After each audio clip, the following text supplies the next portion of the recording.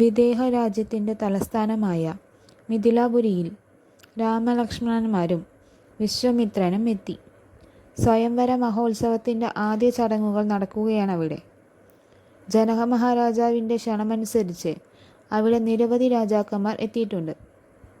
യാഗഭൂമി ഉഴുതുകൊണ്ടിരിക്കെ ജനകന് കിട്ടിയ പെൺകുട്ടിയാണ് സീത.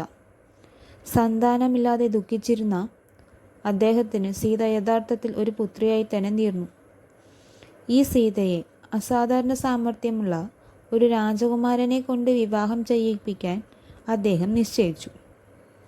അതിന് അദ്ദേഹത്തിൻ്റെ കൈവശം വന്നു ചേർന്ന ശൈവജാപം എടുത്ത് നാണയറ്റുന്ന ആൾക്ക് വിവാഹം ചെയ്തു കൊടുക്കാമെന്ന ഒരു പരീക്ഷണവും ഏർപ്പെടുത്തി. ജനകമന്ത്രിയായ ശതാനന്ദൻ രാജനിർദ്ദേശപ്രകാരം പ്രശസ്ത ത്രയംബകം വില്ല് കൊണ്ടുവന്നു. മുറപ്രകാരം ഓരോ രാജാക്കന്മാരും അതെടുത്ത് കുലയ്ക്കുവാനുള്ള പരീക്ഷണം തുടങ്ങി. ചിലർക്ക് അതൊന്നും അനക്കാൻ പോലും കഴിഞ്ഞില്ല. മറ്റു ചിലർ ഉയർത്തിയെങ്കിലും വില്ലോടുകൂടി അടുത്ത ക്ഷണത്തിൽ നിലം പതിച്ചു. സീതയുടെ സൗന്ദര്യത്തിൽ ഭ്രമിച്ച രാവണൻ പോലും ആ വില്ലെടുത്ത് കുലയ്ക്കുവാൻ എത്തിയിരുന്നു. പക്ഷേ ആ ദിവ്യായുധം എടുത്തു പൊക്കുന്ന വേളയിൽ കൈതെറ്റി രാവണൻ അതിനടിയിൽപ്പെട്ട് മരണവെപ്രാളം കാട്ടിക്കൂട്ടുകയാണ് ചെയ്തത്. സഹതാപം തോന്നിയ രാമൻ ഉടൻ ഓടിച്ചെന്ന് ആ വില്ലെടുത്തു മാറ്റി രാവണനെ രക്ഷിച്ചു. ഇച്ഛാഭംഗവും അപമാനവും കൊണ്ട് രാവണൻ പിന്നീട് അവിടെ നിന്നില്ല. അടുത്ത ഊഴം രാമൻ്റേതായിരുന്നു.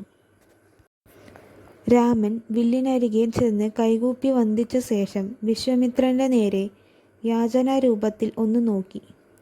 മഹർഷിയുടെ മന്ദസ്മിതം അനുമതിയും അനുഗ്രഹവുമായി കണ്ട രാമൻ അടുത്ത ക്ഷണത്തിൽ ആ ചാപം എടുത്തുയർത്തി നാണയറ്റുകയും അതിഭയങ്കരമായ ശബ്ദത്തോടെ ആ ശിവചാപം രണ്ടായി ഒടിഞ്ഞ് നിലംപതിക്കുകയും ചെയ്തു.